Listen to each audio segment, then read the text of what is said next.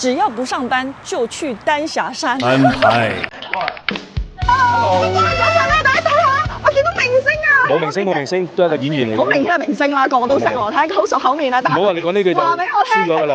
唔係。係評論嗰人阿茂識你咩？唔好，大家好，我係演員何俊軒啊，大家好。阿俊軒啊，嗱頭先咧就即係見到，咦，我見到嗰個嘉賓名單裏邊有俊軒，跟住我心諗死啦嚇，呢個係我哋平時睇呢個電視嘅明星嚟喎，咁點咧？但係原來唔係嘅，佢係好親民㗎，係啊。其實我都係，我今日嘅身份一個遊客嚟到韶關咧係打卡嘅，咁啊好似身後邊呢個陽元石啦，韶關嘅一個地標嚟嘅。咁但係其實當你親自嚟過韶關呢個地方之後，你會發覺其實有好多地方都靚。琴晚船嗰個會議我都覺得好靚㗎，係嘛？又望到成個天都係星星，因為我都已經遺忘咗數星星呢一啲細個嘅。